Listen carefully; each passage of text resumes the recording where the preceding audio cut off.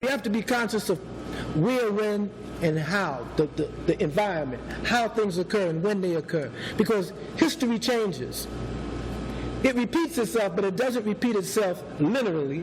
It repeats itself in a spiral.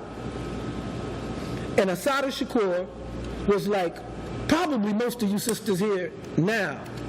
She was attending school at City College in the late 70s when there was a great upheaval of black consciousness. City College was a hotbed of black militancy. Professor Jeffries was teaching. Professor Smalls was up on the campus. We had Yusuf Benjakin, who was doing, like, we could see what type of environment it was, right? These are all these great historians that you've read about. I mean, they was alive and kicking up at City College then. So imagine that being your history class, and you were, constantly involved in these different struggles that were going on back and forth. So this was the environment that Assata was in, going to school. And she lived right across the street up in the Harlem Heights from City College, okay? And she was majoring or trying to go into the medical profession. So her majors were in that area. And of course, she got interested in the Black Panther Party, and we went up to City College, I did, on a couple of occasions to talk to students, just like I'm sitting here talking to you. And she was motivated enough to come down to the Harlem office on 7th Avenue to check out the party. So she rode down with her little white hot pants on, and a halter top, and a little big old poof afro on a little bicycle, rode all the way down to the Harlem office, parked in front of the Harlem office, and as everyone knows, Assata's a good-looking sister, so that caused a little stir with the brothers in the office. Everybody wanted to help her recruit her, So the sister came to the office, and she got involved with the community political education classes. We were having classes every week, and she started coming to classes and started volunteering to do work. And then we formed a chapter, NCCA, National Committee to Combat Fascism chapter, up in Washington Heights, where she lived. And she became part of that chapter up in Washington Heights with Isla Mason, Irving Mason, Frank Fields, who was killed by the FBI terrorist task force in Florida, Twyman Myers, who was killed by the FBI task force in the South Bronx, Anthony White, who was killed by the FBI task force in Brooklyn. All of these folks were in her chapter, the NCCF. You follow me so far? Everybody with me? So she became part of the medical cadre. In other words, the medical cadre then was dealing with our health clinics. This is picking up. Oh, I'm sorry, my bad. The medical cadre of the NCCF and of the Black Panther Party dealt with our free health programs. We had free health programs in the community where we would set up a clinic and people would come in for sickle cell testing, or we would try to get volunteers from the hospitals, mainly conscious black doctors who volunteered to come into the community and do free diagnostics, do free referrals, to do, minimal invasive treatments and stuff like this. So Assata got involved in that end of the party. That's how she got involved, as a medical cadre, okay? And unfortunately, this was right on the cusp of the split in the Black Panther Party.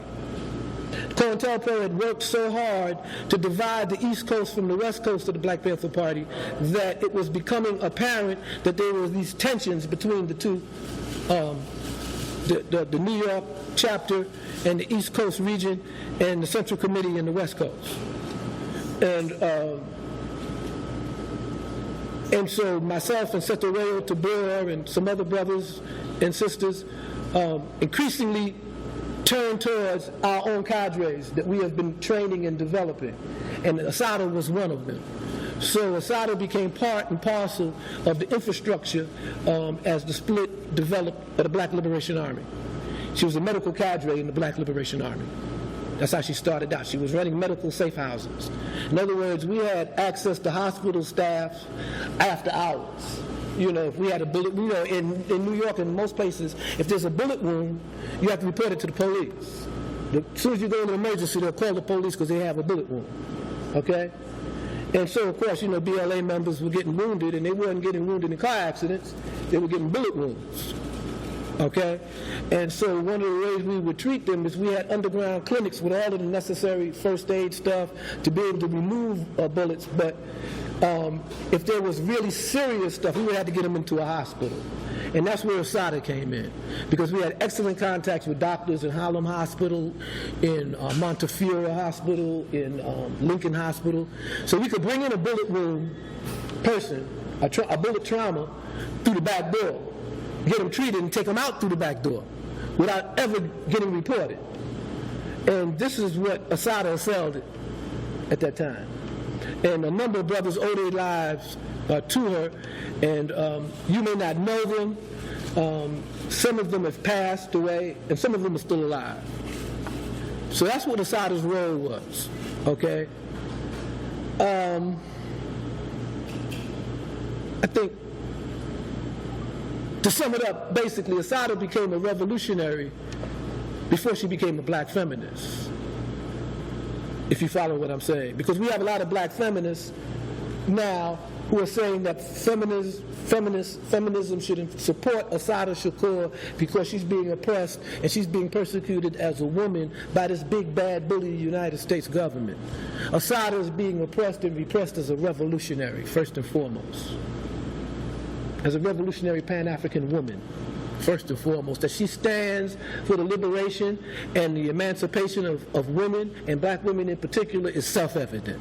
I mean, Assata was one of the better shooters in the Black Panther Party.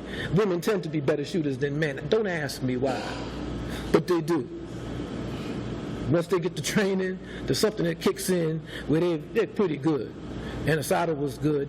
And so this type of training that we were able to give her added to her compassionate feeling for saving lives, for being involved on that level. I hope you follow what I'm saying. We were at war. We were at war, and the enemy was waging war on us. They were trying to kill us. Do you understand where I'm coming from? And so when Assata is pulled over on the New Jersey Turnpike by the racist New Jersey state troopers, and back then, you know, driving down on the 95 on the Turnpike, you will get stopped as a black person. It was driving while black as usual, but more extreme back then, and the New Jersey state troopers had a reputation for this. We all know that. And so when Zaid and Sundiata and Assata was stopped on the New Jersey Turnpike, you have to understand that they were at war. So what would you think if the New Jersey state troopers pulled you over calling for backup, and he gets out the car? You think he's getting out the car with three black folks and a person that looks like the most wanted woman in the Northeast, Assata Shakur, who they done blamed on for every armed robbery, every assault on policemen, you know, that occurred in the whole region. Like, she could be three places at one time. This is how fantastic it got. So what would you think happened when they stepped out the car? What would you do if a state trooper pulled you over and called for backup and you stepped out the car and you was wanted in 48 states? What would you do? So all this guilt and innocence, she had her hands up and she was shot, and all of that well may be true, but the fact of the matter, we were at war, and if the police got shot in the confrontation, it is to be expected. Therefore, our support for Assata is not based on her guilt or innocence. It's based on our support of our right to self-defense and our right to national liberation and our right to self-determination and our right to resist racist attack. That's what the support for Assata and for all of the political prisoners really, really means. You don't support them individually, you support the movement of which they became a part of and what they stand for. So guilt or innocence is irrelevant. Yeah, I feel sorry for the families of the dead cops and all of that stuff, but we got families too. And we suffered too. There has been no reconciliation and no retribution on those who violated our rights and murdered us in cold blood. So I just want to say that when you think of Assata and you think of what happened on that New Jersey Turnpike, don't think in terms of her being a victim. She was a revolutionary. A revolutionary is never a victim. Victims are people who don't make conscious decisions, who are victimized by a system and taken advantage of. A revolutionary is one who takes on the challenges of power, takes on the challenges of disempowerment, and tries to change the system. And the system then deals out the injustice and the repression that is supposed to deal out to those who oppose it. So she's no victim. There's no Scottsboro boys mentality here. None of those political prisoners in jail are in jail by coincidence. They're in jail by choice. So I just want to put that out there as who Assata is and what she really stands for. Cool. What I want to do too, what I would like you to touch on, because I think that oftentimes we take for granted that folks understand what's what. For instance, COINTELPRO. As you know, you see a lot of folks online throw the word around for anything. Oh, that's COINTELPRO. Oh, this is that. That's this. And they truly don't understand what it is they're saying and what it is they're talking about. Can you give us a brief touch on what COINTELPRO is, and from COINTELPRO, think go into New Kill and Chest Rob as well? Sure. First of all, I want to ask a question. How many people here think that Assata Shakur was a COINTELPRO target? That Assata Shakur was a COINTELPRO target? How many people here think that? Okay. Well, Assata was never a COINTELPRO target. I just told you how she joined the Black Panther Party and when she joined. Okay? The targeting of the COINTELPRO targets are in the documents of the FBI. She developed a file, as everybody did. Like everybody in this room, for instance, if I came and spoke to you and there was an FBI informant in this room, right? And you raised your hand, I say, excuse me, sister, what's your name? You say, my name is Monifa, right? They would open a file on Monifa in the FBI, give you a number and everything. And it would be just Monifa, phonetic Monifa. And then they'll try to find out who Monifa actually is. What's her real name? You follow what I'm saying? So Assata got into the files that way, but she was never a target. A target is someone who's identified and put in the Black Nationalist photo album, who's listed in the, on the agitated index, and is also listed in the FBI files as a major leader or a person that should be neutralized. That's the target of the counterintelligence program. Okay?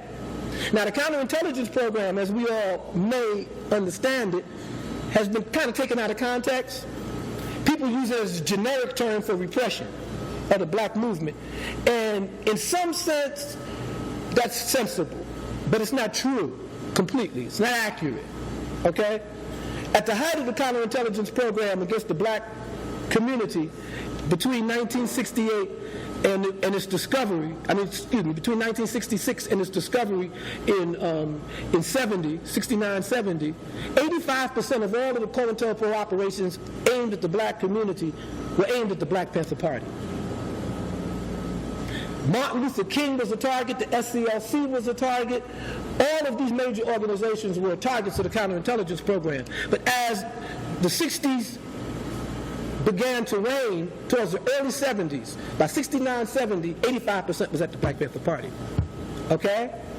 Now, counterintelligence program COINTELPRO stands for counterintelligence program.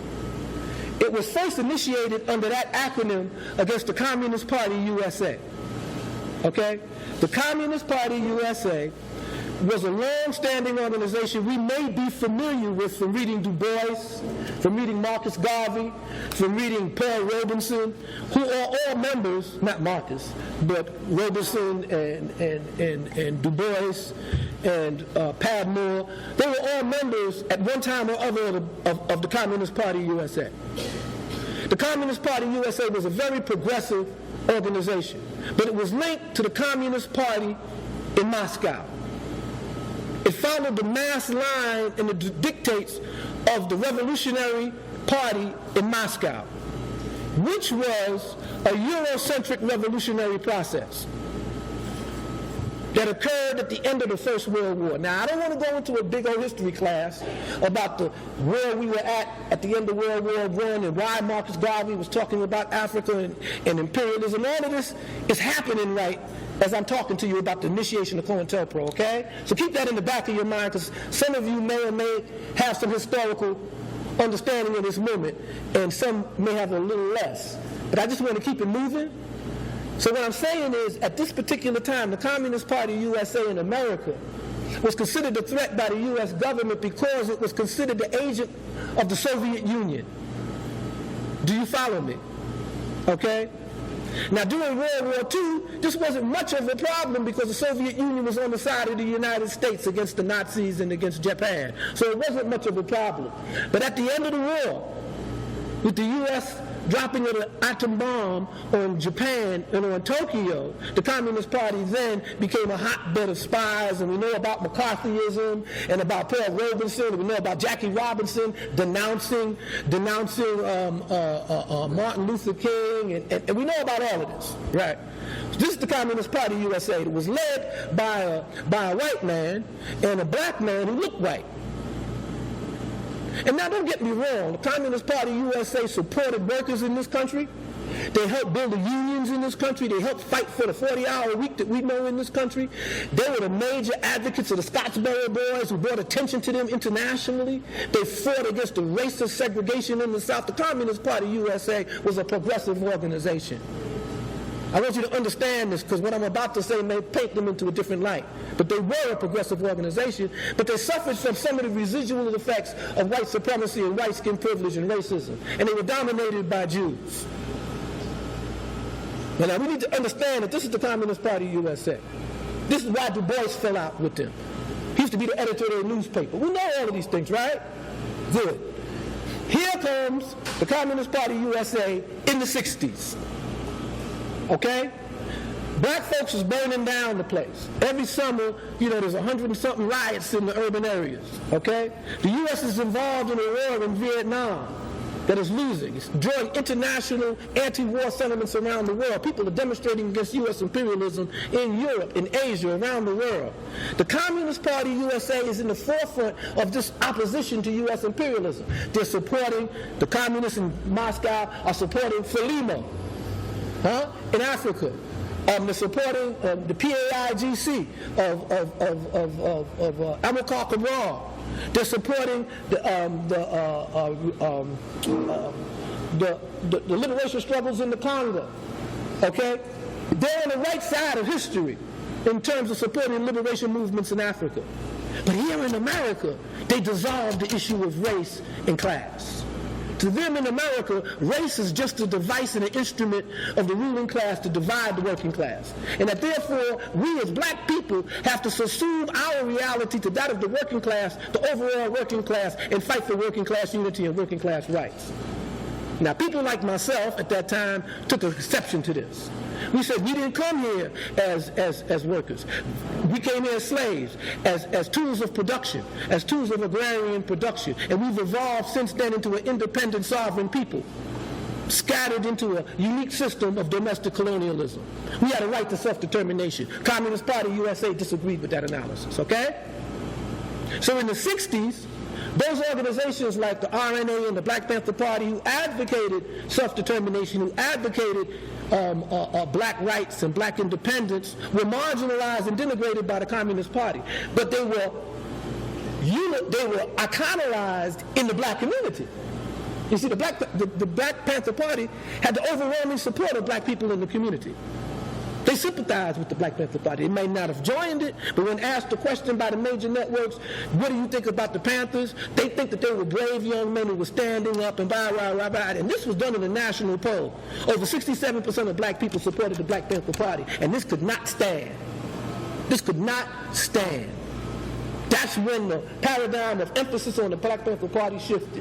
That's when the undercover agents and the reactionaries like Karanga and these other pieces of doo-doo up in Chicago and all of these knuckleheads that you now think are great professors and stuff, that's when they trotted these Negroes out to talk about how the Black Panther Party was controlled by white folks.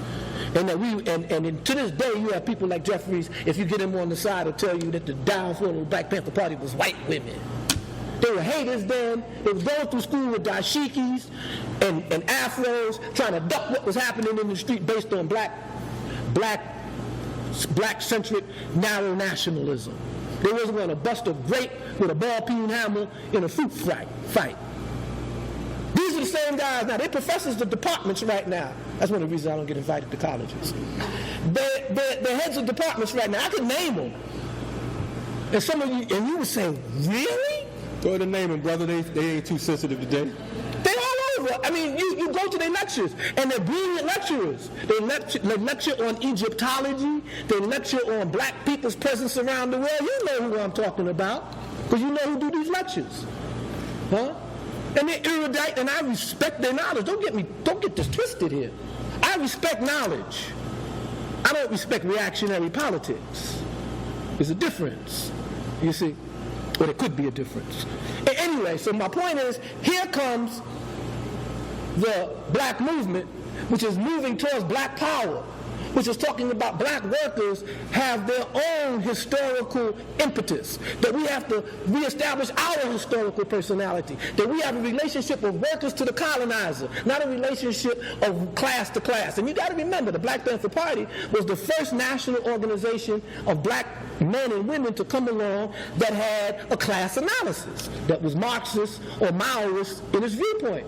Got to understand what that meant to pork chop nationalists like Ron Karanga and the cultural nationalists. So they flipped on that. Yeah, they following a white man with a beard and all of this stuff. This is what they would flip on. Okay? But we understood the limitations of black faces in high places. They never did. My brother, Amiri Baraka, whom I love dearly, who's my close comrade today, and I've always loved, and I'm honored to have lived in his time, because he's one of the best literary minds and writers in our time. And he's still alive, and we need to honor that. But back then, homeboy was on the wrong side of the paradigm. He was talking that wick-wack stuff about black faces in high places. Ask him today about the black mayor that betrayed them, and look at Newark today. We got black faces in high places all over the place, and less power than we ever had. So the Black Panther Party was right. And these Negroes were wrong. And that's one of the reasons why you don't hear about the Black Panther Party, except when they trot us out to vilify us. Or you have an Alice Walker who was tutored by a Gloria Steinem, a CIA agent who has this black male-hating form of black feminism, who writes an op-ed piece about the Black Panthers and the police being on a macho trip. We were just flip sides of the same coin, and we was just macho posturing. This is what this crazy woman said. Alice Walker. And then she turns around and says, support Assata Shakur, because I met her when I was on a writers' conference in Cuba, and I was touched by her spirit and her blackness and all of this, and then I came back, and she told me her version of what happened on, and I believe Assata, that she was innocent, and blah, blah, blah, blah, blah, blah. This is Alice Walker. Alice Walker met Assata in exile in Cuba. She know jack shit about Assata with her good writing ass. You see? But people hang on her words because she's an internationally renowned writer. Which brings me to a next issue. The Communist Party, USA, because they couldn't capture the black militant movement, created their own fronts. And one of the fronts that they created was the Che Lumumba Club in California. It was a book club, a reading club of black students, mostly Marxists, on UCLA and USC campus, who were students of Herbert Marcuse, who was a brilliant Marxist writer who taught at UCLA or USC. I've read Marcuse's stuff, and I would advise you to read it. He was brilliant. But he was Angela Davis's tutor in Marxism. And she was a member of the Communist Party USA. She was a member of the Che Lumumba Club. And the Che Lumumba Club was a black front trying to front off black militancy. And what happened in the San Quentin and in the prisons out on the West Coast is George Jackson, who was an underground general or underground field captain in the Black Panther Party, was in prison and accused of murdering a prison guard. That became the Soledad Brothers case. And this case began to grow and grow in political significance, and the Black Panther Party was one of the major advocates and supporters of the Soledad Brothers. And so Angela came in contact with the defense committee of the Soledad Brothers, and she got involved in the Soledad Brothers from her position as a member of the Che Lumumba Club. And the reason why I'm telling you this is very, very important, because the Che Lumumba Club was a front of the Communist Party USA. And the issue here were political prisoners who were supposedly killed the prison guard, who were political and tied to the black underground and the Black Panther Party. Are you following me so far? Angela Davis got involved with that front of the movement through her involvement to save George Jackson and the Soledad Brothers. That's how she got to the militant side of the movement, okay? And she got very close to Jonathan, who then, she bought weapons for the brothers that were legal. She bought legal weapons. There was nothing illegal or clandestine about them, but they were in her name. And when these weapons turned up in the Marin County court shootout, in which a judge was killed and several black inmates who were comrades of George Jackson were killed, and Michelle McGee and some others were captured alive, she was declared a fugitive and went underground. The Communist Party USA gave her a handler who was an FBI informant while she was underground. That's how she got busted. Right here in New York in the hotel. Okay? She got busted, she went on trial, she got busted, and it became an international cause. Why? Because the Communist Party USA put up Angela Davis as the face of black America and black militancy around the world. Wherever there was a Communist Party USA, there was a Free Angela Defense Committee. It could be in Thailand, there was a Free Angela Davis Defense Committee. I mean, she had Free Angela Davis Defense Committees in Azerbaijan. Okay? Because of the Communist Party and its relationship to the Soviet Union. She became the face of black militancy to a lot of leftists in Europe. Okay? So here she's going on trial for conspiracy to commit murder and all of these charges to kill this judge with Michelle McGee, a prisoner and a comrade of George Jackson, who's been in prison almost his whole adult life, who was a soldier in jail, who took the position that as a black man and a slave in America, he had a right to try to escape. And he went to the treaties of the United States with the Barbary pirates regarding slaves escaping from captivity in America. He went back to treaties that the U.S. had signed on to show that he had this legal right to try to escape. Of course, the Assata's Defense Committee, Angela's Defense Committee and all of them looked at him like he was crazy. And you know, in a legal case, in a defense, if me and you are co-defendants, there may be different circumstances of our involvement. And you may have a different attorney than me, right? And so your attorney might say, look, it's not in your interest for us to keep our case together. Because, you know, you have these facts going for you, and I don't. You know, and there's more, they have more on me than they do on you. So let's sever this case. And this is legal, and this is a strategy, and this is a sound strategy. And I'm not knocking it, okay? Okay? But Angela Davis had a black attorney that was appointed to her by the Communist Party USA. Michelle McGee represented himself with this right of slave to escape defense. They separated the cases. Angela won her case, became a cause celeb, toured the world to go to all those communist countries and tell them thank you for your support, came back to America, held a press conference, and along with Charlene Mitchell and some other black folks, established the National Committee to Combat Racist and Political Repression. A national committee which became another Communist Party front. And this was supposed to deal with political prisoners. So now we're getting to the point here about Assata. This was supposed to deal with political prisoners. The first case they dealt with was Ben Chavis and the Wilmington case. And a little-known case of a sister who had killed a prison guard in the South called Joanne Little. She had killed a prison guard who had tried to rape her. And they tried to paint her into a murder and give her the chair. The National Committee to Combat Fascism, against racist and political repression, took those two cases on. Okay? Took those two cases on. And because the Communist Party did not believe in black folks' right to self-determination and to self-defense, and they had this view about racism, they refused to support any BLA cases, any black liberation cases, any Black Panther Party cases that were involved with the shooting of policemen or that was involved with the armed front of the black liberation movement. And this dichotomy, this division, started by these leftist movements, okay, defined how we looked at political prisoners for the next 20 years. And you want to know why there's political prisoners in jail today? Why you don't know nothing about them? This is where it started at. That's how it started. That's how it started. So, question I want to ask you, with that, knowing what you're talking about with Angela and the whole Communist Party, so on and so forth, why is it that most people associate Angela Davis with the Black Panther Party? Again, it's a misconception. Angela Davis was never in the Black Panther Party. She was never a member of the Black Panther Party. She became a target of COINTELPRO as a result of her work in the Che Lumumba Club and being a member of the Communist Party. But we know that by 1968, 69, and 70, that the major focus of COINTELPRO wasn't on the Communist Party, it was on the black liberation movements, it was on Dr. King, it was on the Black Panther Party, it was on Fred Hampton in Chicago, it was on the Panther 21 in New York, it was on these cases, you see. So it wasn't that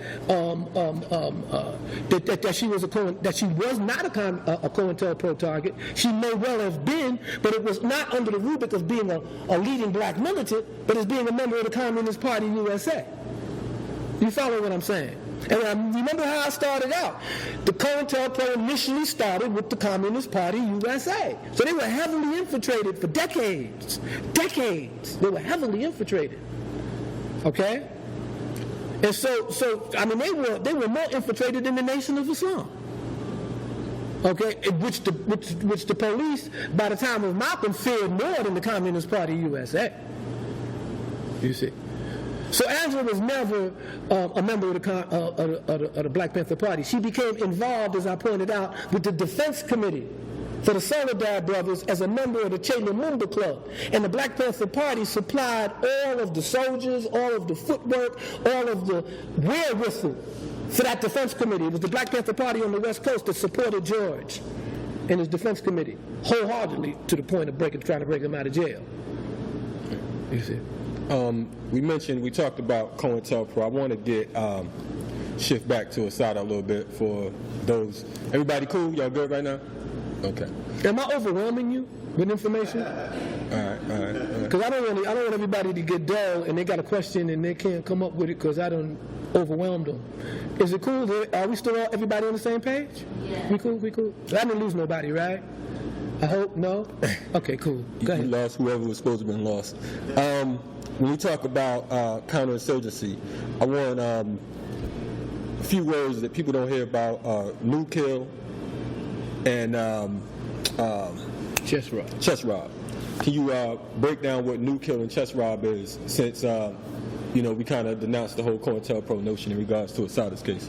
Yeah, okay. I believe it was early 1971 or late 1970 that some white radicals broke into the FBI office in Reading, Pennsylvania. 1971. 71. Yeah. I was in the hole in Comstock in 71. I was in the box in Comstock in 71. And I started 25 to life. I just got convicted for the shooting of 2 cops in New York. Their wounding and everything. And I was in the box. And then I read about this COINTELPRO. And the kids that broke into the office released all the information to the media. And here for the first time were people reading about this secret FBI program called COINTELPRO, in which it was targeting black leaders and radicals in this country for neutralization, for defamation, and all of these things, right? So when I heard this, I called up one of my attorneys, Robert Bloom, who was one of the leading attorneys on the Panther 21 case, and I said, I believe that I have a COINTELPRO file, because, I know I didn't do what they said I did, even though I happened to agree with the fact that it was done. But it wasn't me, So I said, okay, so let's see how they worked this frame up, right? And so I wanted to see. I know they had information that it wasn't me. Okay, they had to have the information, just didn't give it up, right? So I decided to file a suit, and so I filed a suit. And in the course of filing the suit, they first said, we don't have nothing but his criminal record. So they gave me about 10 or 11 volumes of 1,000 pages each of my criminal record. My criminal conviction, 21 case, everything that everybody knew about, right? And may Allah be pleased with it, I happened to have one of the first black judges, female judges, that were appointed to the federal court. I think she was appointed by LBJ. And that was Mary Johnson Lowe. And for those of you who don't know this black woman, go back to your Google and Google her name, Mary Johnson Lowe, L-O-W-E. She was an old civil rights sister from the NAACP Civil Rights Defense Fund, came up with Thurgood and all of them. And she was now a federal judge. And she sat in the Southern District. And that's where my case went. Right? And Of course, the FBI went to lying over the months, saying, we don't have nothing on them, we gave them everything. And then, it just so happens that the attorney in the Fred Hampton case in Chicago, who was trying to sue the Chicago police and the FBI for the murder of Fred Hampton, were also very close associates and friends with my attorneys. In fact, they all started out in the same law commune in New York around the Panther 21 case. And they said, we got some files here with Dhoruba's name on them, some COINTELPRO files in the Chicago thing. He says, oh yeah, well send them down. So they sent down about, 15, 20 pages with my name on it. And my lawyer said, well, Judge Lowe, these are FBI documents with the acronym COINTELPRO on them, and they got my client's name on it, and we never seen them before. And they said they gave us everything. Girlfriend went off. She said, y'all have lied to me all these months. She said, I'm going to tell you something. All of you, all the federal defenders, the Justice Department, she started naming them, all of you, every file that you have now on the Black Panther Party, on the New York chapter of the Black Panther Party, on all the chapters of the Black Panther Party, on this man and on his family and on his associates will be delivered into this court and turned over to the plaintiff. So I stayed in the federal house of detention for a year and almost 15 months reading files. Every week they would bring in 20, 30 volumes. So I got the Chicago chapter files, I got the New York files, I got the Boston files, I got them all. And here comes Chess Rob and Nukill. So once counterintelligence program was discovered and revealed publicly, they changed the name. They changed the game. They said in their memo that we can no longer support conspiracy cases, that we have to go after particular criminal charges against these people and get them convicted on these criminal charges and forget this conspiracy case, because every conspiracy case we had, we lost. They lost the 21 case. They lost the Chicago 7 case. They lost the conspiracy with the LA and the RNA case. They lost all these cases. They were all conspiracy cases. So now they were coming with the hard stuff. Criminal prosecutions. Let's form a task force, they thought. Because these people were criminals and they were terrorists. So they formed the Joint Terrorist Task Force. The Joint Anti-Terrorist Task Force, which was comprised of the NYPD, the New York State Troopers, the FBI, and they were led out of Giuliani's office in the Southern District. Okay? And they went specifically after ex-Black Panthers and after members that they considered targets. And the FBI started leaking all of this information to them about who we were, where we were, what we was all about. Okay? So out of this, when the police were ambushed a couple of days after I was acquitted in absentia in the 21 case, and 2 days later, 2 cops were killed up in Washington Heights in Assata's neighborhood, the Attorney General and the head of the FBI went to Nixon's White House and had a secret meeting with him. But back then, Nixon was recording everything, remember?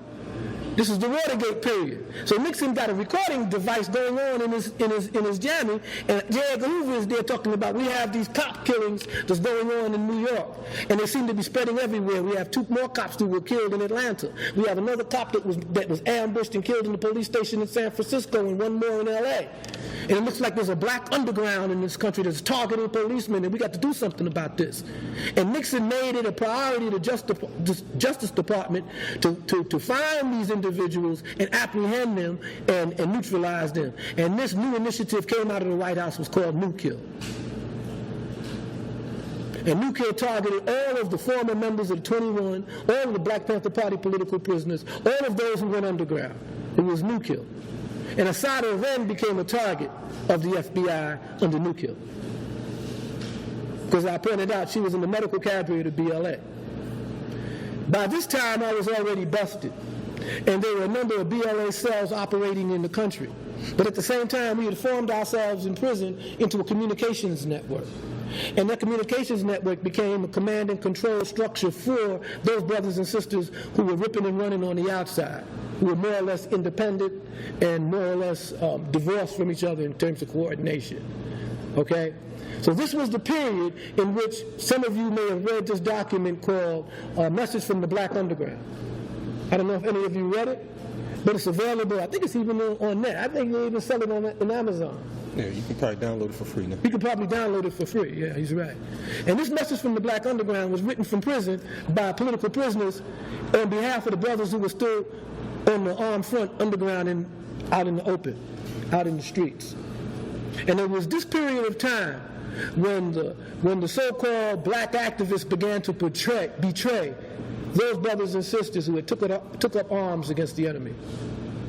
This is when the preachers started talking about, we have to, this anti-police violence wasn't no good. This is when the police department started hiring public relations specialists and started initiating block watches and these different programs, snitch programs in the community. And of course, this marked the rise of the people that we know today, the Al Sharptons and the talk show hosts that you have on talk show radio today. The O'Reilly, the Mark Rileys and all of these knuckleheads. You see, this is how they got their play. So at this time, after they finished with the COINTELPRO and they realized they could no longer pursue us on that level, they established this anti-terrorist program, this anti-urban guerrilla program, and then they became aware of Assata and these armed robberies. You have to understand that one of the major ways that the Black Liberation Army raised funds was, we couldn't do a fundraiser on the street and say, hey, support the BLA, help us pursue the police that's pursuing you. We got expenses, we got to buy weapons, we got to do safe houses, nothing's free. We couldn't do a fundraiser like we're sitting there, okay, BLA fundraiser, because they'll shoot this spot up quick, right? So the way we went about doing it, we identified sources of capital, like banks, armored cars, and drug dealers. Specifically heroin dealers. And it was this campaign that provided the funding. And as was under this campaign that Assata became so notorious. Because any place there was a black woman with an afro that did a robbery, it was Assata. I mean, the sister actually sat down and read 3 different accounts herself, where she was in 3 different places at the same time. And they started doing special articles. And they would have, they would have that mugshot of her. Go look at the old newspaper clippings. You can see what I'm saying. They had this old mugshot of Assata with her face all scowled up. She looked like a Tubman. She looked like Harriet Tubman. Hair all standing up on her. You know how they photograph black folks when they arrest you and rough you up, your hair's all on there and mashed down. Your lips all swell up on one side, and they take a picture of you. And then they put that up in the newspaper. Now, ain't nobody going to recognize Assata compared to this picture, because Assata's a good-looking woman. So she can walk right in front of you. You be looking at the picture and say, damn, man, they after this sister. That could be her. So their thing backfired on them. Anyway, so they had her as the queen bee, as the mother hen, they called her, who kept everybody, kept everybody's guns oil, kept them in discipline, tucked them in at night, made sure that they had everything they had needed when they went out to rob a bank. This was Assata. She was a mother hen. They placed her in the mammy role. I know black women love that. Even when she was on the armed front, black women are mammies. She was a revolutionary mammy. She kept the babies safe and running. This is how they had her. Go look at the propaganda. So she became #1 target. They established a whole program called Chess Rob. Chess-a-mob robberies. That's what Chess Rob stood for. And New Kill stood for New Killing of Police Officers. That's what New Killing stood for. Okay? Both operations were authorized out of the Nixon White House. Of course, the tapes of that meeting disappeared. And the only recollections that it occurred was in the church committee, where the testimony of Justice Department officials who were present at the meeting indicated that this is what happened. But the actual tape, the recordings of what was said, who was identified, disappeared. These are the same Watergate tapes now. Now, Watergate tapes are still around, but those tapes disappeared. And we all know that nationally, in terms of national politics, Watergate was much more significant than us. So how did ours disappear and theirs didn't? Okay? This was something the church committee never got into. This was an area that the church committee never went into. How did the FBI interface with local law enforcement to kill and repress black militants? This has never been investigated.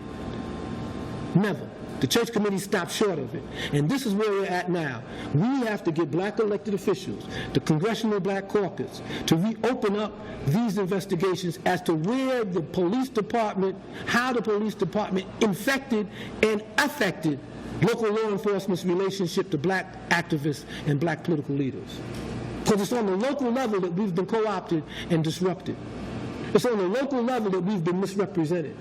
It's on the local level that we got these Negro politicians that you have here in Atlanta, and these jive-ass black sheriffs talking about they're going to keep the streets clean. They sound just like the crackers. We running the plantation now, and we are both the plantation master and the slaves.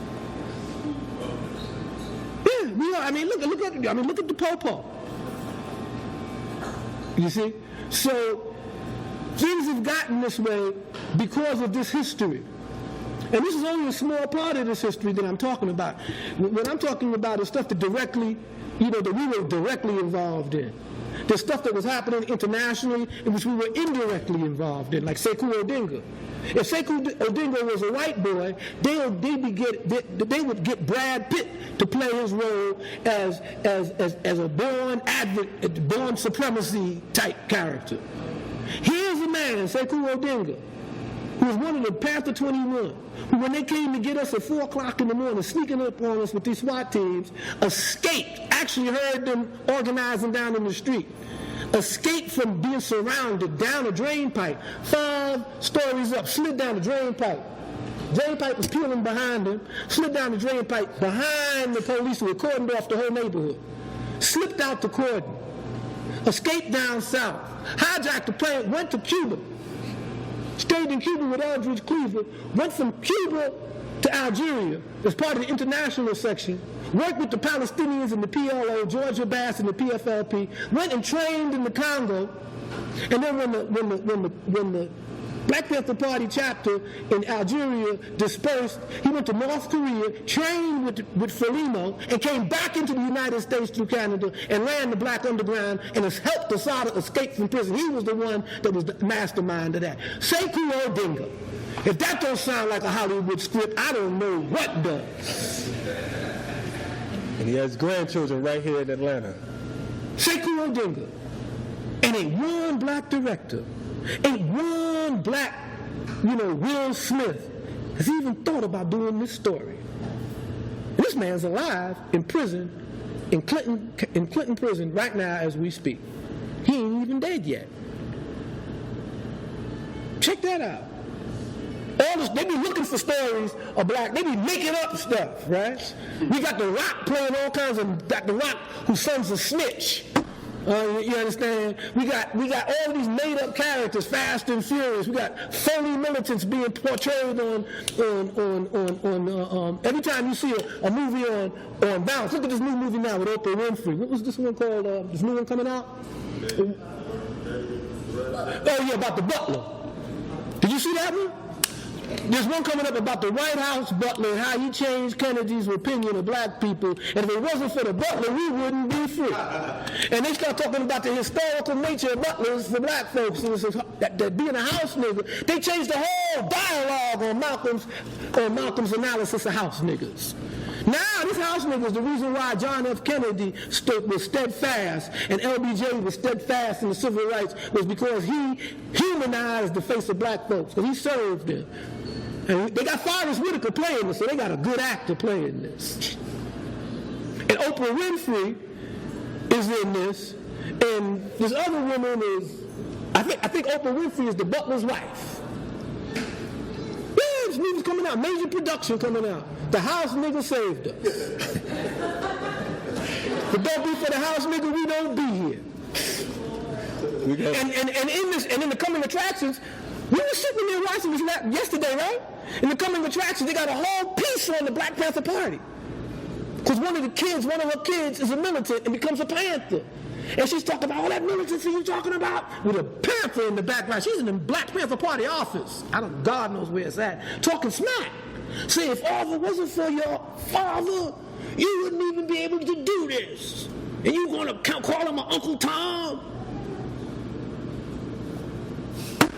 Rewriting history. They're doing it with the movie Angela. They rewrite history. They're not putting this history that I just told you about Angela and what happened with political prisoners in her movie. Go see her movie. She makes like she stumbled up on the Children's Book Club. She was never really down with it. She just, like stumbled up on it. When her best friend who grew up with her, okay, family was a historical member of the Black Panther Party. They were in the Communist Party. They was in the Communist Party USA since the Bolshevik Revolution. That was 1918. Okay? So all of these things that are coming out today, the Jackie Robinson story, 34, whatever his number is. 42, that was his number? 34 was Jim Brown. I'm sorry, Jim. My bad. 30, yeah, my bad. Yeah, even 34 was, what's his name? Walter, wasn't it? It was sweetness. Yeah, flashbacks. You know what I mean? I can't diss them by putting Jackie on them. But, yeah, they got all these revisionist histories of black folks. Check them out. Angela comes out, free Angela and all political prisoners. So that's how political prisoners happen. We see what happened there. Okay, the butler freed us. We see that here. Even got Django in a fictional joint. You understand? Shoots Muffy in the hallway, you understand, and rides off into the sunset with the sister. So that's what slavery, that's how we rolled in slavery. You understand what I'm saying? Now we know there's a whole bunch of stories that can be told, from Denmark Vesey, even to Nat Turner and the white boy, John Brown. If you read John Brown, you'd be shocked. John Brown was blacker than everybody that was around him, including Frederick Douglass. Frederick Douglass said, man, this dude got a plan, and this plan will get us all killed. So although we understand your sympathies and we down here with this plan, and come to find out that when you examine the history of this move, that John Brown could have succeeded if he had had that support. He could have actually militarily succeeded. Because the government back then and the militias back then could not handle that rebellion the way it went down. And they barely got a handle on it without their support. So my whole point here is that they're rewriting history as we speak. And this is why we hear all this madness about Assata. Okay, this is why they hold a press conference declaring that Assata has been added to the top 10 terrorists wanted by the FBI. I got one more question. No, she has a question. Okay, we want to take it to. We're going to open the floor up in a second, but I just want one more question, just for clarity. And the question is, the question that one of the folks asked: why now? Why do they feel that Assad is a threat now with this whole $2 million bounty? And also, we just heard that Ben Jealous, the president and tap dancer for the NAACP, stated that they haven't taken a position. Why hasn't Ben Jealous and folks like Reverend Al taken a position on the Assata Shakur case? Well, I don't know if we respect the position Reverend Al takes, given his history with trying to entrap Shakur. But I think we need to understand why this has been done. This is what I want to show you. And, we could say, on the one hand, one of the reasons why you say, well, why is Assata trotted out now? I mean, she hasn't had no articles in the newspaper. We haven't been reading speeches anywhere. She hasn't been exhorting black folks to rebellion. I mean, she's quietly in exile in Cuba. And then all of a sudden, boom, press conference, first and the only female added to this list. Everybody's like, whoa. You see? Okay, so everybody comes out and says it's just about persecution of the black woman and blah, blah, blah, blah, blah. But the fact of the matter is that we have to look at what's happening right now with the Obama administration, geopolitically. What is Obama's new policy in Latin America? Just 2 weeks before Obama did this, so a couple of weeks before he did this, he met with the Mexican president, the new Mexican president.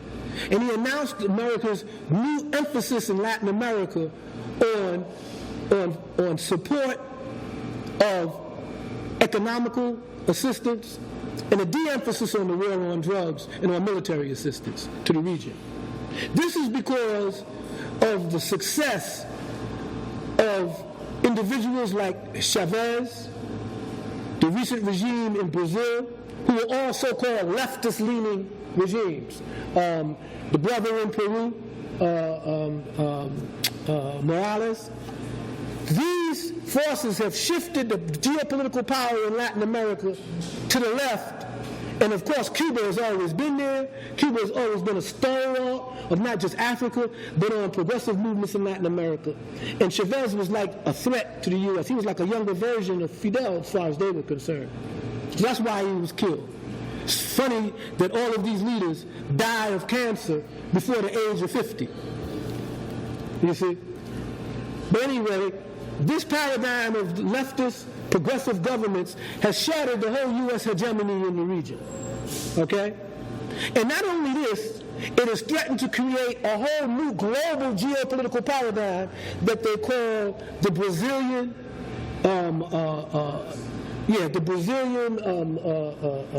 Russian, and Southern Hemispheric Alliance between Brazil, South Africa, and other Southern Hemispheric, China. It's Brazil, China, South Africa, and it's all Southern third world countries who are developing and have strong economies.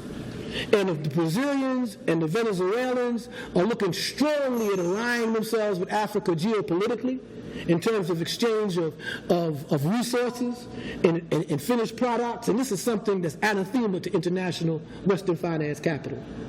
The U.S. is in control of the World Bank and the IMF and these major institutions who find this a threat. In fact, we know because of the Iranian situation over nuclear, their right to nuclear development, that the Brazilians, the South Africans, and the Chinese offered the alternative to the U.S. plan in the UN to deal with Iran, and the U.S. just nixed it. So the U.S. is very concerned about how to reestablish control of Latin America and Central America. And key to this, of course, is changing the paradigm of the U.S. relationship to Cuba. Cuba has been under a blockade for over almost 50 years. Okay, this Cuban blockade can no longer stand in the current geopolitical climate. Something has to be done. First of all, there are these gusanos in Florida who want to circulate their capital into Cuba so they could destabilize it, so they could take more control. There's also a whole generation of young Cubans on both sides of the revolution who knew nothing but the blockade, who don't understand what this is all about. Okay? And there is an aging a revolutionary class of Fidel and his brothers who are going out, and the U.S. is looking towards the post-Castro era. And how do we renegotiate this? If we don't lift the blockade, at least Obama has the mandate of capitalism, of finance capital, of international capital, to change the blockade's conditions between now and the time he leaves office. Of course, this threatens what? The almost $1 trillion a year industry of the war on drugs. Because if the federal government is no longer going to emphasize the war on drugs abroad, and instead talk about legalization of things like marijuana, allow this to happen in order to cut down on the import, export across the border. If Obama is changing his position on immigrants, he no longer has to kowtow now to the gusanos in Florida. Everybody had to kiss their butt because they were like the most powerful Latino bloc in politics in America. That's no longer the case. The immigrant population comes from Honduras, comes from Central America, comes from South America. They're not from Cuba. And 86% of them voted for Obama. So Obama doesn't even need the Cubans now. He doesn't even need Cuban money. He doesn't even need their support. He's making his move. And the Justice Department, which people don't want to realize, is run by Obama. That's his Justice Department. He appointed Holder. Okay? They're not going to put anyone on an international terrorist list, on the most wanted list, even if it's symbolic, without the okay of the White House. So Obama signed off on Assata doing this. And why would he do that? I mean, why? If he could still pursue his policy without never mentioning her, it's because of the police. The national police, the same ones that keep Maria in jail, the same one that has the wives, the unions, the political power of the police unions in America. They're the ones that said she's a cop killer. If there's any type of reconciliation with Cuba, any change in the status of Cuba in the U.S., they have to give her up. They can't let a person that killed policemen live in exile and in freedom, because it's their position. Anybody that kills a cop should never get out of jail, period. That's why the political prisoners are still in jail. They're not in jail for no other reason than they're charged with killing cops. So they're only going to be free when we break the political power of the police over the state and federal political infrastructure. So it's simple. Writing letters, demonstrating in the streets is not going to get them out of jail. It's removing the political power of the police. It's decentralizing the police, making residency in the police department, making a residency clause. You police in South Atlanta, you live in South Atlanta. Your children are registered in South Atlanta. You ain't going to police South Atlanta and live way out in the suburbs somewhere, all nice and slick, and then come in and brutalize our kids. You see? All of this is fighting the power of the police. Instead, we got black leaders talking about reform, sensitivity training. We need more of this, we need more of that. Nah, we need less cops and more community control of public safety. So when we looked at this issue around how Assata got mentioned, it's because of the political power of the law enforcement. Obama needs the political backing of law enforcement in America. He can't proceed without it. So he signs off on their right, on their plea, on their political move to make sure that any type of reconciliation that goes down with Cuba, she's in the mix. So if the future after Castro dies or whatever, y'all got to give her up. Think about it. Now, me personally, and I've let the Cubans know this, if y'all give up Assata, you betrayed your own revolution. That's the end of your revolution. That's the end of the Cuban Revolution. And the Cuban Revolution has been one of the most significant events for Africans and people of African ancestry in the 20th century. It was the Cubans that supported the liberation movements unconditionally in Africa. It was the Cubans who sent soldiers. It was the Cubans who sent doctors. It was the Cubans who died in the Congo. It was the Cubans who died in Cuernavaca. It was the Cubans that helped free our people on the African continent. And without Fidel Castro, they would have never did that. So to me, the Cuban Revolution has always been something that we should support, that we should be there. It's the Cubans that protect Assata Shakur, when nobody else will. So if they give her up, that's the end of their revolution. That's the end of their principles. So that's how we need to look at it. But we need to understand what their contribution and their sacrifice has been. They've been pressured over the years to do this for a long time, and they have never done it. And they should be praised for that. But the U.S. knows the importance of keeping this police assignment. So what do? They send your homeboy down to Cuba to let them know what the real deal is. They send Jay-Z and Beyonce. They take a vacation in a country that's blockaded. They on the beach chilling. Yo, Barack, you need to be down here with Michelle kicking it on the beach with me. Like this bar, that hole is bad, man. I just flew down on my private jet and we chilling. How are you going on vacation in a country that's blockaded and it's illegal for U.S. citizens to travel to? It's illegal. There's only 4 conditions you can travel to Cuba, and none of them is as a tourist. So you have to get special visa from the State Department to travel to Cuba. And his homeboy is Barack. He always talks about how him and Barack is on a first name basis. So the State Department belongs to Barack. Barack's State Department gave him a visa. And the Cubans accepted it. Now the Cubans don't know Jay-Z from a hole in the wall. All they know is about what they listen to his music and what they see about Jay-Z. What do the Cubans know about Jay-Z except he's an entertainer, a billionaire, and he is well known around the world. He's married to one of the most beautiful women in the world, and he's cronies with Barack Obama. That's all they know about. They know about as much about him as we do. We know more about Jay-Z than what they do. At least some of us grew up with the Negro's family, right? When he was slinging yayo in the street. But all I'm saying is he gets a visa. Takes his entourage down and they chill him on the beach. What is involved in a travel to a foreign country when you don't have a visa? And who's in your entourage? And who do you interface with there? You know that this was a special visa. This was a special occasion, and the Cubans assigned a special liaison to deal with him in his whole trip while he was there in Cuba. I know how it goes. And this liaison is going to report back to the Central Committee and to his superiors exactly what's transmitted to him about everything that's happening here. From the hotel staff telling you what side of the sheets they slept on to everything. Believe me, by the time before they left, the Cuban Central Committee had a whole report on what they was about, why they was there, what they said, and when they said it. So what's a better foil to send a message to the Cubans but through a Negro like this? Who handled this protocol? Nobody ever asked these guys this. Jay-Z, did you in fact provide cover for an attempt to communicate with the Cuban government about Assata Shakur? Yes or no? Did you? Because you got to remember, he may not have even been aware of it. It might have been the person that's making his arrangements as a State Department agent. The State Department said, well, this is very delicate, Mr. Jay-Z, we have to accompany you on this trip. Okay? Look what happened in China with Nixon. I know you're too young to remember that. Nixon opened up China with ping pong.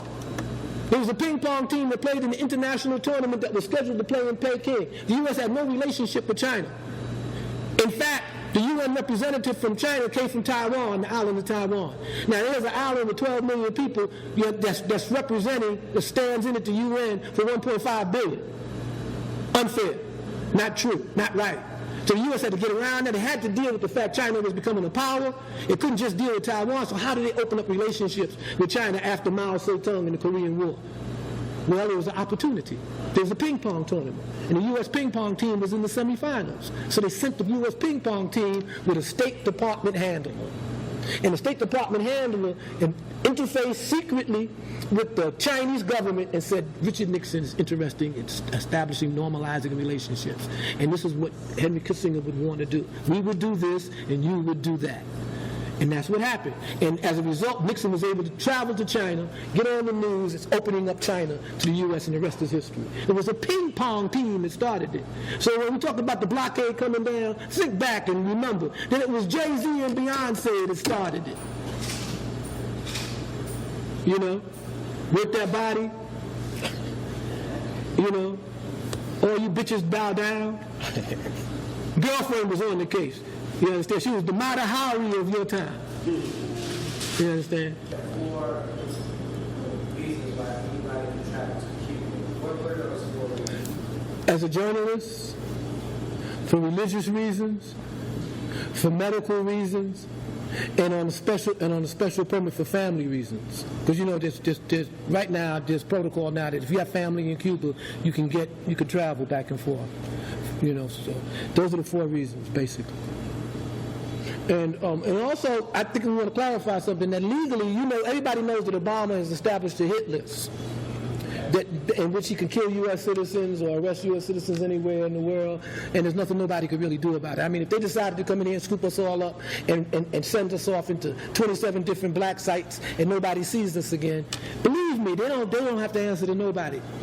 Our wives, our mothers, or whatever, maybe asking, what, my husband was right there. He was in the spot when it happened. And all of a sudden now, the spot is a crime area. Nobody's there. Where is he?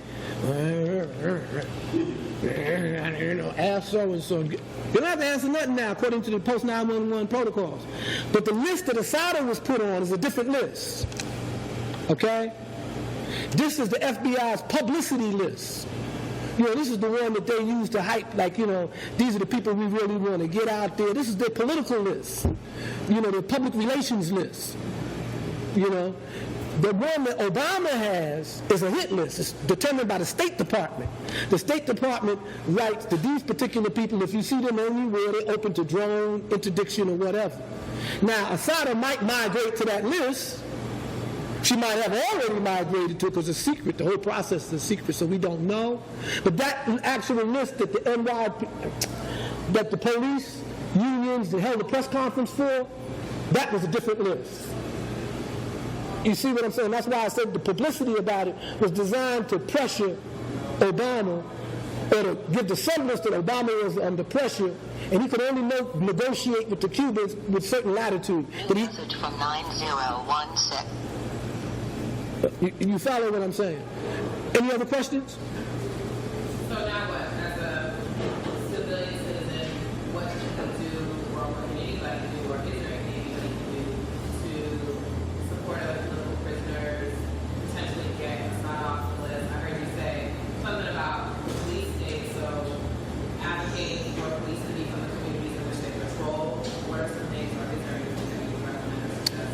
there's a lot of things that we can do, and all of them will have a ameliorative effect.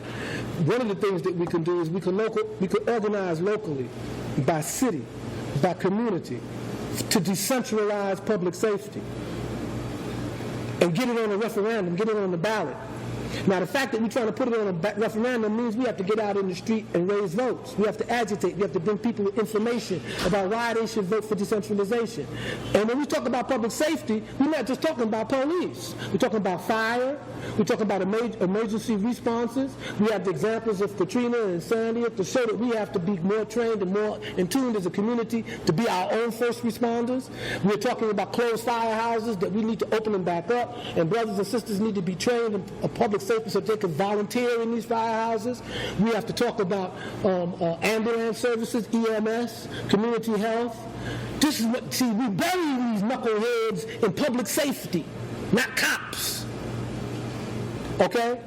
And that we're talking about public safety districts, and that the district boards should have public safety boards that we elect, and they should determine the policies for public safety administration in their district. You see?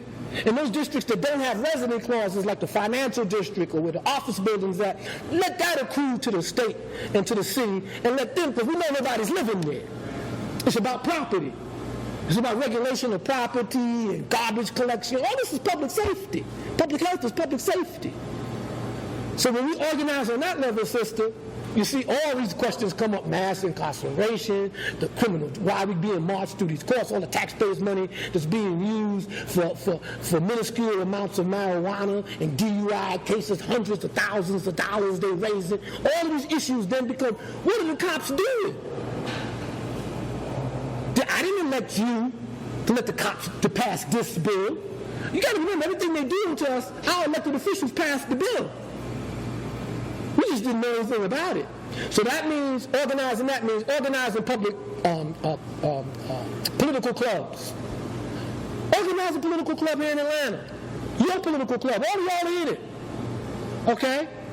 Then you have your little political congregations, and you start, giving out information into your little district to your people. And then when a guy wants to run for the district, for your little district representative or your whatever, he has to come to your political club and say, what's in it for us? Why should we vote for you? Well, I think you should vote for me because such and such and such. But we have this issue. Are you going to stand up for this issue here for us, and then we'll vote for you? Become a political club. Independent. You're not with the Democrats, you're not with Republicans, you're independent. Okay, hold these knuckleheads accountable. Mass incarceration occurred on the watch of these Negro leaders. They weren't absent. They were the ones calling for more cops. They were the ones talking about we need more prisons. They were the ones talking about all this smack about our youth were out of control. And now we got 2.5 million people in jail. Over 65% of them black folks. That subtracts almost 5% of the voting power of the black community nationally. And now everybody's up in arms about Michelle Alexander's book, and this is a new Jim Crow, and this is a terrible thing that happened. You Negroes let it happen. I'll follow up. As an elder, a lot of us being here younger and we being a part of the movement and experiencing much experience over the years, I used to folks who want to do this kind of work, who are already doing this kind of work, without that generation free us from the ball. Well, I think ensuring that the roles that they carry or the work that they were doing were carried on, and so oftentimes folks are unfortunately thinking that they need to reinvent the wheel, but it's just because that's why there's a gap. there is a gap. Yes, there is a gap, and that gap is intentional, because one of the stated purposes of the counterintelligence program, and it's stated in their documentation, that we have to ensure that each generation of African youth, don't become revolutionaries. That they that they understand that the only revolutionary is a dead revolutionary.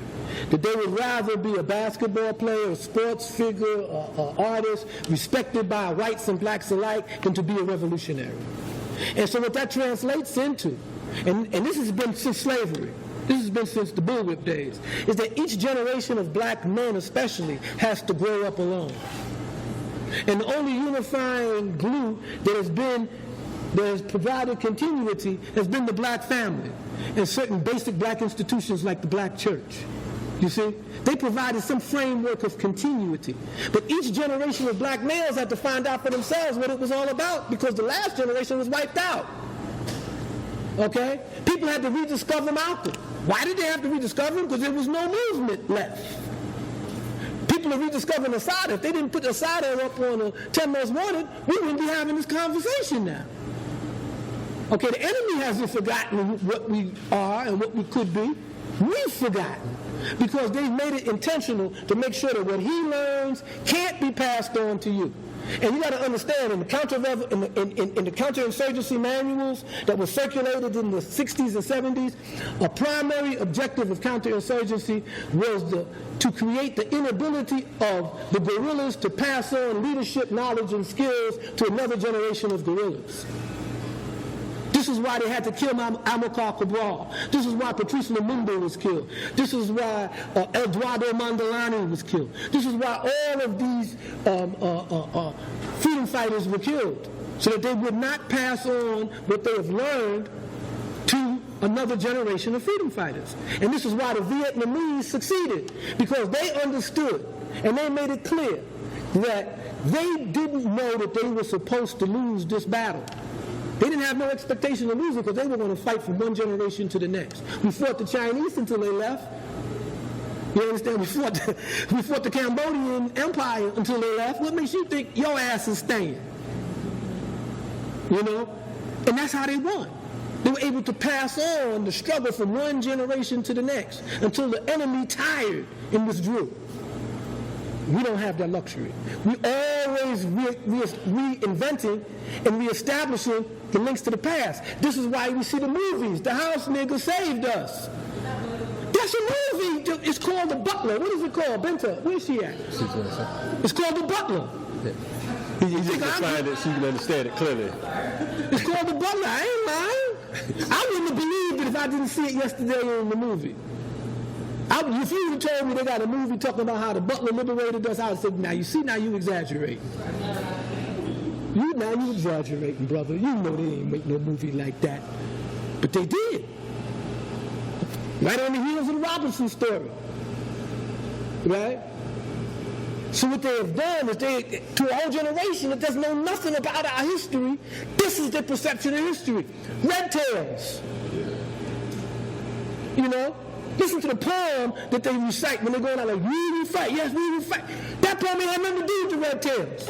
It came out of a movement, the armed foot of the Black Liberation Movement. That's where that poem came from. Yes, we will fight, yeah, we will fight. And it had to do with Tuskegee and the Red Tails. But it was a good fighting poem. And, you know, when you write a story, you have what's called a literary license. You know? So, it's in the story. Good story. Gets the gist of what the Red Tails was about. But to black kids now, that's the story of black aviators in World War II. Remember Spike Lee?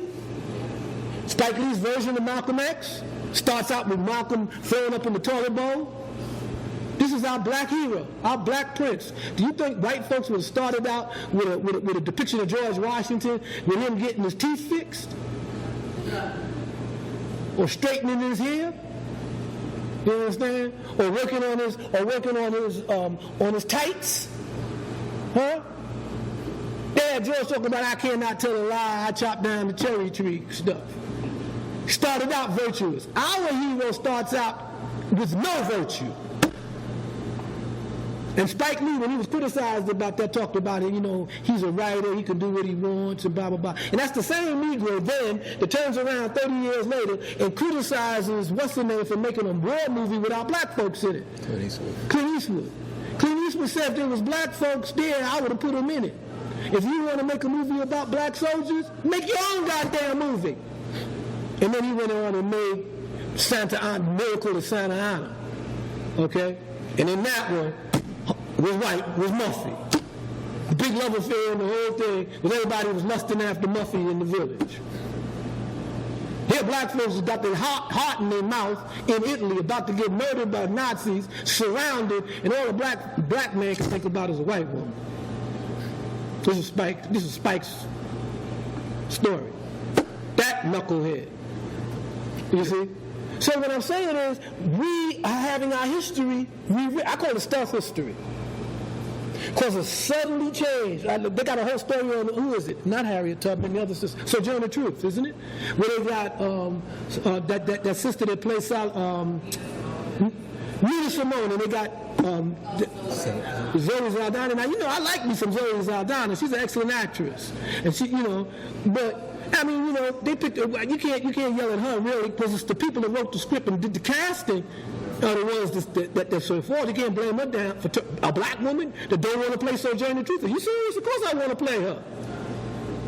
Now we gonna scream and holler at her because she want to play Sojourner Truth? Nah, it's the people that script wrote that and know that presenting Zoe Saldana in the form of Sojourner Truth is creating a certain imagery, a certain idea of what Sojourner Truth was about, because it's also about how she looked. Looks are important. If we don't believe looks are important, look at how they portray black heroes and sheroes in a movie. Looks are important. Remember the first superhero that Will Smith, he was a drunk. He was a drunk. Cussing everybody out, fighting on people and stuff. This was the superhero. Our superhero didn't come in squeaky clean like Spider-Man or Superman from another planet. He came in as a drunk. In fact, he was an orphan. You know the story. He was an orphan, and he got these superpowers, and the other person that got the similar superpowers is left is Muffy. The white woman. Hancock. First superhero we get, Negroes are drunk. Antisocial. An antisocial superhero. Check that out. We got the only antisocial, he's a superhero with an attitude. Because all black males have an attitude. You understand what I'm saying? So why wouldn't a black male superhero have an attitude? I mean, it just stands to reason, right?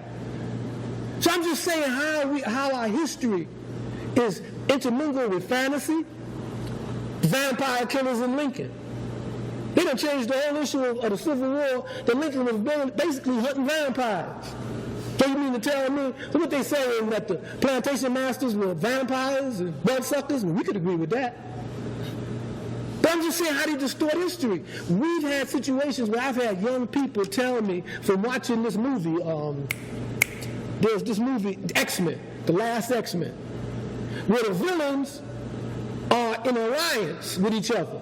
And the villains are all Nazis and communists. Now we know that the Nazis hated the communists. They invaded the Soviet Union with 3 million soldiers to destroy Stalin and the Soviet Union. But in the movies, they're the symbols of evil, so they got to be down together. And they're down together in X-Men, who are superheroes. You got to remember, aliens and all of these folks are standing for niggers. That's why the aliens can give all these liberation speeches and everybody get teary-eyed. Let a black man talk about, they took our planet, they took our land, and they're destroying our, we don't have to fight. Let a black man say that. He's a terrorist. So you got to be an alien. He's got to be an alien. I mean, Zoe Saldana played Assata Shakur in alien form. Basically. Think about it. Remember the white boy that gave the speech? When it was all there about how they had to resist? Yeah, people even talk about, yeah. I said, damn, man, if a black man stood up and gave that speech to... Look at the apes, Rise of the Apes. When the ape gave the speech, everybody said, yeah. Because they saw the oppression of the apes. They saw how they was dissed, how they was treated as unintelligent, how they was treated like animals. And they got intelligence, the leader had intelligence, and led to them freedom and liberation. You the apes. The leader was Malcolm, and he didn't live to lead nobody to freedom. So they substituted apes, aliens, termites, insects, anybody, for the fact they can give a serious speech about freedom, about our right to self-determination. We can't let the corporations take over our lives. We have to fight and stand for ourselves. And if Assata gave that speech, he's a terrorist. So all of these things are rewriting the history, the common perceptions of history, and this is why you get all this crazy madness on Assata. So the things that we can do to unwrite this is to start to do political work in the community around local issues that change people's understanding of what's their relationship to this institution of public safety. I thought we was paying these guys taxes. They treat us like we're working for them. It's not just about training. It's about the very institution of policing in America was based on a different model, a different paradigm. It's no longer applicable to the inner city black people. The police chief and the office of police chief has to go. It's obsolete. Because you could have the best trained police chief in the world and crime still goes up. You still have the same police brutality, and everybody starts calling for his resignation 10 years, 5 years from now for the same thing. So it's obvious it don't work. Let's try something new.